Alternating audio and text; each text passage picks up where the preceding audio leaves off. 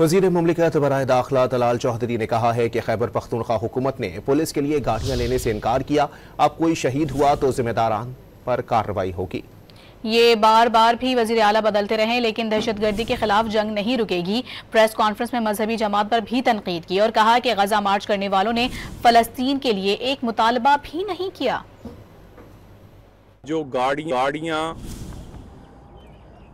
Police अफसरान और जवानों के लिए दी थी वो उन्होंने वापस करने का फैसला किया है। बहादुर अफसरान और जवानों के लिए दिया गया वो सियासत की नजर कर दिया आपने। किसी न किसी की जान जा सकती है, कोई शहीद हो सकता है, और अब अगर इस तरह के नुकसान होंगे तो उसका जिम्मेदार भी तुम होगे। वज़ीर मुमलिकत बराए दाखिला तलाल चौधरी ने कहा है कि खैबर पख्तूनख्वा हुकूमत ने पुलिस के लिए गाड़ियां लेने से इनकार किया। अब कोई शहीद हुआ तो जिम्मेदारान पर कार्रवाई होगी। ये बार बार भी वज़ीर आला बदलते रहे लेकिन दहशतगर्दी के खिलाफ जंग नहीं रुकेगी। प्रेस कॉन्फ्रेंस में मजहबी जमात पर भी तनकीद की और कहा कि गजा मार्च करने वालों ने फलस्तीन के लिए एक मुतालबा भी नहीं किया। जो गाड़ियां